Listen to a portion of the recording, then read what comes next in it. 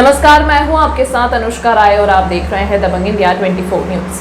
दबंग India 24 उप संपादक राजू सिंह राजपूत के साथ तेंदुखेड़ा नरसिंहपुर जिला कांग्रेस कमेटी सचिव रवि नामदेव से हुई चर्चा। उन्होंने बताया अपने पूर्व के 45 साल की राजनीति के साथ का अनुभव। सुने उन्हीं की मुंह जुबानी। आप समस्त व्यूअर्स का बहुत बहुत स्वागत, बहुत बहुत अभिनंदन।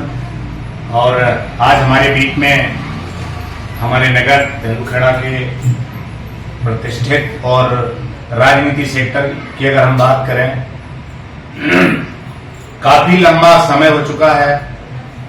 आज देखें तो मुझे लगता है 43-44 साल से राजनीति सेक्टर में है ना। और ये 43-44 साल का जो अनुभव और सम्मानित पदों पे रहे, लगभग 38 साल आपने भारतीय जनता पार्टी की सेवा की, भारतीय जनता पार्टी में अच्छे पदों पे रहे।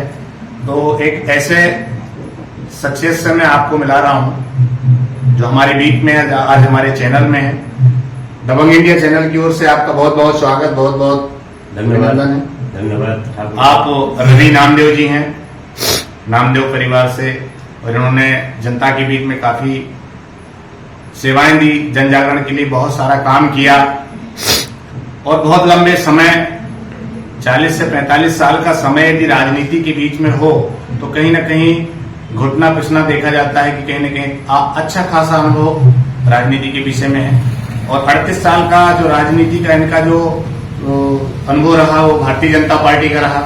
और इसके बाद हमारे क्षेत्र के जो प्रतिष्ठित माननीय संजय शर्मा जी जो एक युवा विधायक हैं, उनके साथ में इन्होंने अपने आप को चेंज किया, बदलाव किया, क्योंकि इसके पहले वो भी बीजेपी में थे और भारतीय जनता पार्टी से जैसे वो कांग्रेस में आए तो सहज है भाई, जो जिसके साथ में रहता है तो उसी के आधार पे चेंजिंग आपने भी की। आप भी कांग्रेस से बीजेपी से भारतीय जनता पार्टी में आए, भारतीय जनता पार्टी से कांग्रेस में आए। जी 38 साल का जो आपका कार्यकाल रहा वो भारतीय जनता पार्टी का रहा और ये 5 साल का कार्यकाल आपका कांग्रेस का रहा। और इस समय जो है ना चुनावी दंगल है, बिल्कुल बच चुका है।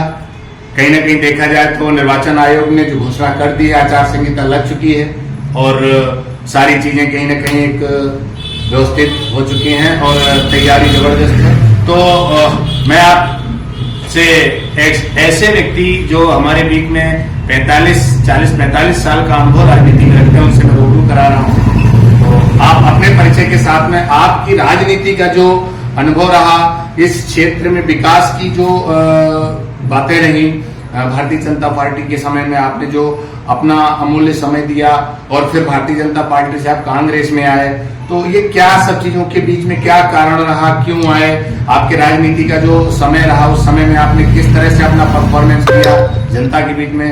पहले तो ये तेंदुखेड़ा विधानसभा नहीं थी, बोहानी विधानसभा थी और बोहानी विधानसभा के कार्यकाल आपका लगभग मुझे लगता है 5 से 6 पंचवर्षीय जो रहा, जो बोहानी विधानसभा से रहा, ये अपनी नई विधानसभा बनी। तो आपके नाम के साथ आप हमारे व्यूअर्स को, हमारे इस मतदाताओं को, जनता को, हमारे तेंदुखेड़ा विधानसभा के समस्त जो जनता जनार्दन है उनके लिए आप अपना एक मैसेज दें। तो पहले अपने परिचय के साथ फिर हम कुछ और चर्चा करेंगे। मैं रवि नामदेव, मैं 1974 से जब पंडित अटल बिहारी वाजपेयी जबलपुर एक सभा कार्यक्रम में आए तो मैं जबलपुर में सिलाई का काम सीख रहा था। छात्र जीवन से मैंने कहा कुछ रोजगार किया जाए, तो पैतृक धंधा है तो सिलाई का काम हम गांधी में टेलर की सीख रहे थे। अच्छा। तो हमने सुना कि कोई बहुत बड़े नेता जबलपुर आ रहे हैं, तो उनकी सभा हुई। तो सभा में हम जिस समय पहुंचे तो पंडित अटल बिहारी वाजपेयी जी को उनके भाषण सुन के, उनके व्यक्तित्व से, उनके वक्तव्य से मैं प्रभावित होकर उसी दिन से मैंने जनता पार्टी, उस समय जनता पार्टी हुआ करती थी, तो जनता पार्टी में काम करना शुरू कर दिया। धीरे धीरे हम RSS की शाखाओं में जाने लगे। हमारे यहाँ मोहद थे श्री सुरेंद्र सिंह जी चौहान, वो यहाँ RSS के प्रचारक बन के आते थे और हम उनके सानिध्य में RSS का काम भी करने लगे और जन समस्याओं को लेकर, विभिन्न मुद्दों को लेकर, जनता की समस्याओं को लेकर हमने आंदोलन किए हमारे साथ हमारे वरिष्ठ साथी सम्मानीय नरेंद्र नायक जी जो हमारे मार्गदर्शक थे, सम्मानीय सुनील जैन जी जो हमारे मार्गदर्शक थे, उनके मार्गदर्शन में हमने क्षेत्र में एक माह के जन आंदोलन किए, धरना किए, भूख हड़ताल की, जन समस्याओं को लेकर जनता को जागरूक किया। और यहाँ पे 1980 आते आते 77 में जनता पार्टी की सरकार बनी। उस समय दोहरी सदस्यता को लेकर समाजवादियों में और जनसंघ के बीच में एक विवाद हुआ और 6 अप्रैल 1980 को भारतीय जनता पार्टी का गठन हुआ। 6 अप्रैल 1980 को माननीय अटल बिहारी वाजपेयी, माननीय लाल कृष्ण जी आडवाणी, सुंदर सिंह जी भंडारी, मध्य प्रदेश में सम्मानीय सुंदरलाल जी पटवा, कैलाश जोशी जी, ऐसे कैलाश सारंगी और नानाजी अग्रवाल, ऐसे धुरंधर लोगों के मार्गदर्शन में हमने राजनीति की यात्रा शुरू की। और माननीय मध्य प्रदेश में उस समय भारतीय जनता पार्टी के कार्यकर्ता की बहुत बड़ी कीमत थी।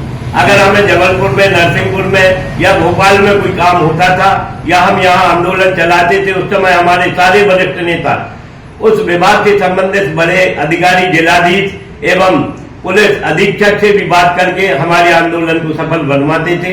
और हमारी कोई समस्या प्रदेश की हो, जिला की हो, तो माननीय पटवा जी जिले के हमारे वरिष्ठ नेता और जबलपुर में श्री बाबूराव जी परांजपे जैसे हमारे वरिष्ठ नेताओं ने हमें हमारे आंदोलन को और हमारी समस्याओं के निराकरण के लिए बिल्कुल हमेशा तत्पर रहते थे। जी जी, बहुत शानदार आपका जो कार्यकाल रहा और आपने अपना जो बैकग्राउंड पुराना रहा बताया आपने। और आप जिस तरह से 1974 से आप राजनीति सेक्टर में हैं, तो कहीं ना कहीं अच्छा अनुभव आपका रहा और बड़े बड़े धुरंधर नेताओं के साथ में आप रहे। तो बीजेपी का कार्यकाल उस समय जो था और बीजेपी के कार्यकाल में उस समय जो है ना नीचे स्तर के जो तो उस समय हम लोग भोपाल से वापस आए और अचानक में माननीय संजय शर्मा जी ने निर्णय लिया कि वो कांग्रेस पार्टी में जा रहे हैं। तो करीब 11:30 बजे रात में हमारे इस क्षेत्र के जनप्रिय लोकप्रिय युवा विधायक माननीय संजय शर्मा जी का फोन आया कि नेताजी हम कल सुबह कांग्रेस ज्वाइन करेंगे जी। आप 38-40 साल की आपकी भारतीय जनता पार्टी की सदस्यता है, मुझे उन्होंने कांग्रेस में आने की बिल्कुल नहीं होगी। लेकिन जब हमने देखा कि ऐसे धुरंधर कार्यकर्ताओं की जो विधायक रह चुके उनकी पार्टी में कोई कीमत नहीं है, तो धीरे धीरे हम घुटन महसूस करते गए। और जब माननीय कमलनाथ जी तेंदुखेड़ा कृषि उपज मंडी में कमलनाथ जी का कार्यक्रम हुआ, तो 2 दिन पहले मुझे आत्मीय प्रेरणा हुई कि क्यों ना मैं कांग्रेस ज्वाइन करके जनता की सेवा करूंगा। मैंने अपने मित्रों से, मेरे समर्थकों से चर्चा की। मैंने भैया बताओ परिस्थिति ऐसी है, मैं ऐसा निर्णय लेने की सोच रहा हूं। तो सारे लोग हमारे साथ आए और जिला से भी हम 200 लोगों के साथ हमने कांग्रेस की सदस्यता ली माननीय कमलनाथ जी के समक्ष। और हमारे विधायक जी ने तभी हम लोगों को इस तरह से मतलब वजन नहीं डाला कि आप लोग कांग्रेस में आ जाए, लेकिन उनकी नीति, उनकी नीति, उनका सहयोग और वे जिस ढंग से अपने साथियों की मदद करते हैं उससे प्रेरित होकर हमने उस दिन कांग्रेस की सदस्यता ली। हमारे साथ में 200 कार्यकर्ताओं ने कांग्रेस की सदस्यता ग्रहण करी जी। इस वक्त अपन कौन से पद पर हैं कांग्रेस? माननीय विधायक जी ने मुझे जिला कांग्रेस कमेटी के सचिव पद पर अभी 2 माह पहले नियुक्त कराया है और मैं कांग्रेस पार्टी की तन से, मन से और धन से सेवा कर रहा हूँ। आप राजनीति की काफी गहरे अनुभव वाले व्यक्ति हैं और बीजेपी का भी आपने रसास्वादन लिया, कांग्रेस का तो चल ही रहा है और इसके साथ में आप पत्रकार भी रहे और पत्रकारिता में आप जो युग धर्म, स्वदेश, भोपाल, स्वतंत्र मत, जबलपुर, ऐसी जबरदस्त जो एजेंसियां थी उन पे आपका अच्छा खासा परफॉर्मेंस रहा। तो ये इस तरह से एक अनुभवी व्यक्ति होने के बावजूद आज जिस तरह से जो स्थितियां आप देख पा रहे हैं तेंदुखेड़ा विधानसभा, तो कैसा लगता है यहाँ के जो विकास की स्थिति है वो कैसी है? क्या आपको कैसा लग रहा है, क्या विकास हुआ यहाँ पर? राजपूत जी, अब जहां तक पत्रकारिता की बात है तो उस समय हम विरोध में थे जी। और उस समय हमारे मध्य प्रदेश में 2 अखबार निकलते थे, श्रीनाथ की तलैया जबलपुर से, उस समय योगदान जिनके संपादक माननीय स्वर्गीय वाजपेयी जी थे और स्वदेश 120 मालवाड़ी रोड भोपाल से निकलता था, जिसके संपादक माननीय शर्मा जी थे। तो हमें अपनी पार्टी की बात रखने, अपनी समस्याओं की बात रखने के लिए अखबारों में कोई जगह नहीं मिलती थी। तो उस समय सारे अखबार एक पार्टी के सपोर्टर थे। तो हमने योगधर्म और स्वदेश के माध्यम से इस क्षेत्र की जनता की आवाज को प्रदेश में उठाया और उसमें काफी हमें सफलता मिली। आप क्षेत्र की बात कर रहे हैं, तो इस समय क्षेत्र का वातावरण, तो आप सभी पत्रकार हैं, इससे इलेक्ट्रॉनिक मीडिया से जुड़े हैं, हर दिन गांव-गांव घूम के जायजा ले रहे हैं। तो वर्तमान में माननीय संजय शर्मा जी एक ऐसे प्रतिनिधि हैं, एक ऐसे कैंडिडेट है, एक ऐसे उम्मीदवार हैं कि जिन्होंने इस क्षेत्र में राजनीतिक, धार्मिक, सांस्कृतिक ऐसा कौन सा क्षेत्र है जिस क्षेत्र में उन्होंने दूसरी काम नहीं किए। अभी आपने देखा 2 स्वास्थ्य शिविर लगे, अरविंदो हॉस्पिटल इंदौर की और पीपुल्स हॉस्पिटल भोपाल के द्वारा विशाल स्वास्थ्य शिविर का आयोजन किया और जिसमें हजारों लोगों को लाभ हुआ, हजारों लोगों के ऑपरेशन हुए और जिसमें पूरा हमारे माननीय विधायक जी ने पूरा खर्चा विधायक जी ने उठाया। इसके पहले धार्मिक आयोजन, विभिन्न धार्मिक आयोजन, एक आयोजन तो एशिया महाद्वीप का सबसे बड़ा आयोजन हुआ है 1.25 करोड़ कुमकुमार्चन का। हमारे प्रातः स्मरणीय परम सिद्धे श्री रविशंकर जी महाराज रावपुरा सरकार के सानिध्य में उनकी उपस्थिति में 1.25 करोड़ कुमकुमार्चन का क्षेत्र की खुशहाली के लिए, क्षेत्रवासियों की खुशहाली के लिए इतना बड़ा आयोजन माननीय विधायक जी ने किया है। खेल कूद के मामलों में आप देखिए 5 एकड़ जमीन माननीय विधायक जी ने स्टेडियम को स्वयं की जमीन दान में दे दी, जिसमें युवाओं को स्वास्थ्य के प्रति, खेल कूद के प्रति उनकी तुम्हारे से जागृति। उसी तरह हाई स्कूल के लिए माननीय विधायक जी ने देवरी में 2 एकड़ 5 एकड़ जमीन उसमें दी और माननीय विधायक जी तो निरंतर युवाओं के लिए या क्षेत्र की जनता के लिए, चाहे शादी हो, विवाह हो या किसी के यहाँ गमी हो, माननीय विधायक जी समय समय पर हर घर में, चाहे वो किसी वर्ग का व्यक्ति हो, विधायक जी की उपस्थिति उनके दुख में भी होती है, उनके सुखों में भी होती है और सबकी माननीय विधायक जी मदद करते हैं। और इसलिए हम ही नहीं, संपूर्ण क्षेत्र माननीय संजय शर्मा जी के लिए पलक पांव बिठाकर इस बार तो हमारे क्षेत्र के लोगों ने ठान रखी है कि हम मध्य प्रदेश में ऐतिहासिक विजय माननीय संजय शर्मा जी को चुनाव में दिलाएंगे। ऐसी जनता की आवाज हमें सुनने को मिल रही है और मैं ईश्वर से प्रार्थना करता हूं कि जनता की आवाज भी सार्थक हो, ईश्वर उनकी वाणी में सत्यता दे, यही मैं भगवान से विनय करता हूँ। एक बात, एक प्रश्न है मेरा, मेरे विचार है, मैं रखता हूँ। अभी क्या थे, जैसे भारतीय जनता पार्टी की सरकार में उसके जो सर्वा थे वो थे अटल बिहारी वाजपेयी जी। अटल बिहारी वाजपेयी का जो एक स्लोगन है कि उन्होंने कहा था जी कि समाज के बीच में, जनता के बीच में, देश के बीच में 3 चीजें फ्री होना चाहिए जी। एक तुमने कहा था कि फ्री होना चाहिए स्वास्थ्य, दूसरा कहा था फ्री होना चाहिए शिक्षा, कहा था कि नहीं, और तीसरी चीज उनकी थी स्वास्थ्य, शिक्षा और नहीं, सड़क। स्वास्थ्य था, शिक्षा था और एक चीज और थी, स्वास्थ्य, शिक्षा और एक चीज क्या थी, उनकी 3 चीजें थी जो उन्होंने कहा कि एक थी स्वास्थ्य, सुरक्षा और शिक्षा। एक सरकार दूसरी सरकार को देख के मुझे लगता है रेवड़ी बांटने का काम कर रही है। जैसे भाजपा ने क्या किया, बहुत सारी चीजें बांटी, अपन देख रहे हैं, ये फ्री, वो फ्री, ऐसा फ्री, वैसा फ्री। तो कहीं ना कहीं इसका असर कांग्रेस में भी आ रहा है। आज कांग्रेस में देखो, जैसे भाजपा ने बोला लाडली बहना के लिए हम 1000 देंगे, दिया, दे रहे हैं, लेकिन वहीं पर उन्होंने और भी योजनाएं निकाली, गैस सिलेंडर हम इतने में देंगे। अब यहाँ पे क्या हुआ, कांग्रेस क्या बोल रही है, कांग्रेस आपकी पार्टी बोल रही है कि हम 1500 रुपए बहनों को देंगे, ठीक है। दूसरी चीज कांग्रेस बोल रही है कि हम 500 रुपए का सिलेंडर देंगे। तो आपको ऐसा लगता नहीं है कि ये रेवड़ी बांटने वाला काम तो भाजपा के लिए अच्छा है, ना कांग्रेस के लिए अच्छा है? देखिए राजपूत जी, विगत 18 वर्षों से मध्य प्रदेश में तो भारतीय जनता पार्टी की सरकार है जी, और उसके मुखिया जो विभिन्न घोषणाएं, निरंतर घोषणाएं करते जी। और उनको घोषणा वीर की उपाधि मिली है।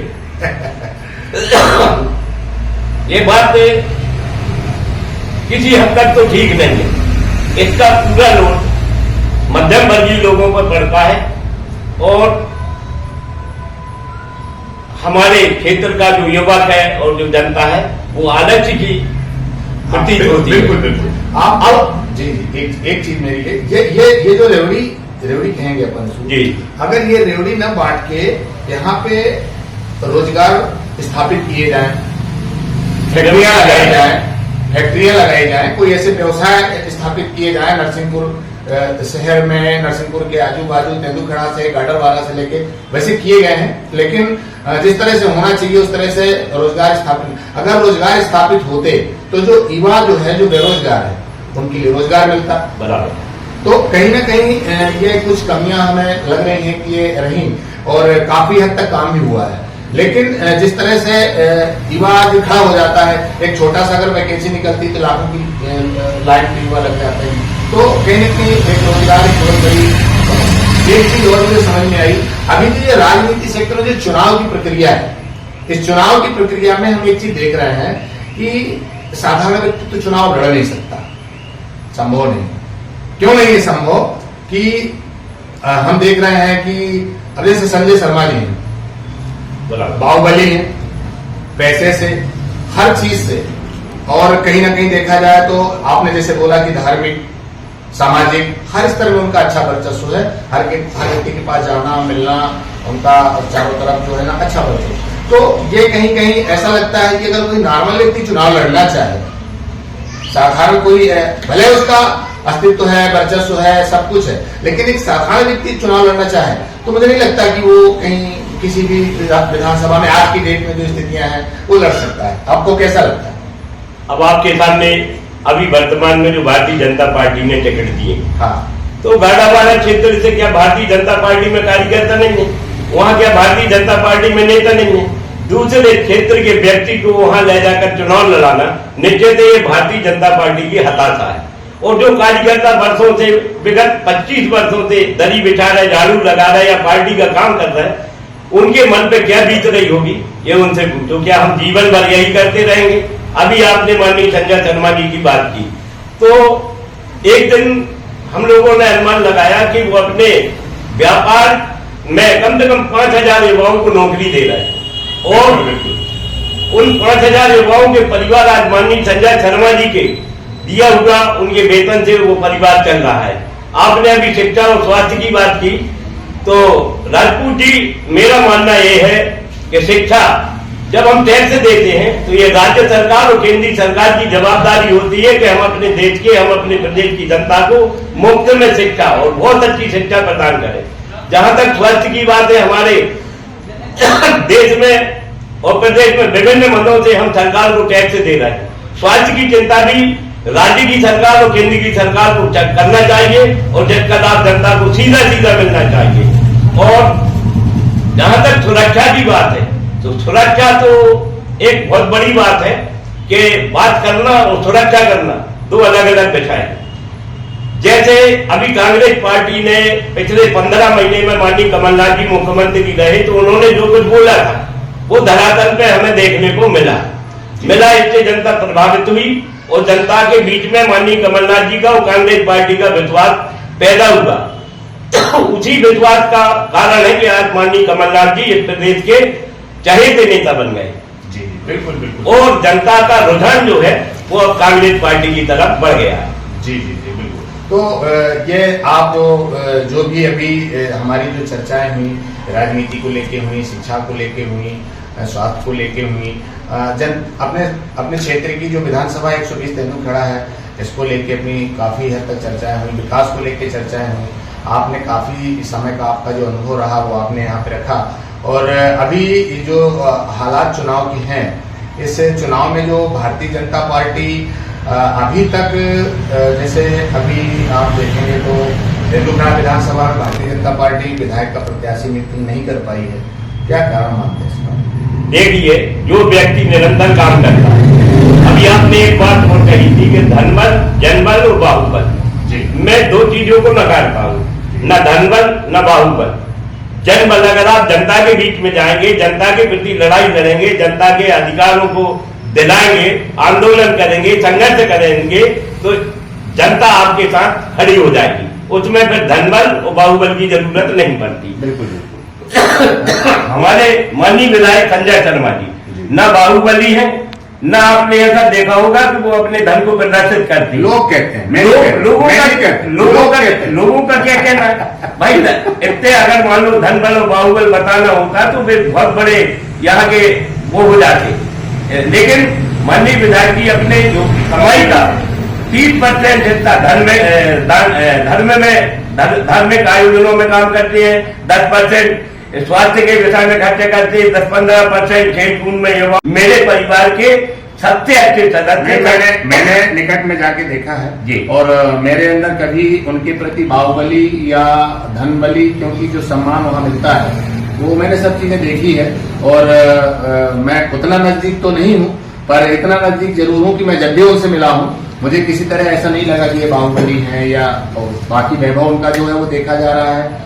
लक्ष्मी पुरुष है, उसमें कोई कहने की बात नहीं है। ये तो ईश्वर की कृपा, हाँ, ये ईश्वर की कृपा है उन पर, और समाज के लिए वो अच्छा कर रहे हैं। और आज आपने अपना अमूल्य समय हमारे चैनल के लिए दिया। और एक बात और राजपूत जी, जब ईश्वर की कृपा होती है जी तो लक्ष्मी, सरस्वती और शारदा, आपको एक हम विचित्र बात बता रहे हैं कि आप जहां भी जाएंगे तीनों चीजें एक जगह नहीं मिलेंगी, लक्ष्मी, सरस्वती और शारदा। लेकिन हमारे माननीय संजय शर्मा जी विधायक में ईश्वर की इतनी बड़ी कृपा है कि लक्ष्मी भी है, सरस्वती भी है और शारदा भी है। और इन तीनों का जब संगम होता है तो वो जनता के लिए प्रसाद स्वरूप वितरित करते रहते हैं और निरंतर आम आदमी को कुछ ना कुछ वो उसका एक कारण मैंने देखा है। अभी जो मेरा अनुभव है, मैं तो आपके सामने एक छोटा पत्रकार ही हूँ, क्योंकि आपका बहुत बड़ा अनुभव रहा। मैं भी बहुत समय से पत्रकारिता में आया हूँ, तो मैंने ये देखा कि देखिए लक्ष्मी एक ऐसी चीज है और कहते हैं सरस्वती एक ऐसी चीज है। आपने 3 चीजों का नाम लिया, एक लक्ष्मी, सरस्वती, सरस्वती और एक शारदा। देखिए अगर सरस्वती है, विचार अच्छे हैं, सोच अच्छी है, धारणा अच्छी है, तो लक्ष्मी की मजबूरी है, आना पड़ेगा, शारदा को आना पड़ेगा। ये सब चीजें आएंगी यदि हमारी विचारधारा अच्छी है, हमारी सोच अच्छी है और हम एक सही दिशा पे काम कर रहे हैं जनता के लिए, समाज के लिए और धार्मिक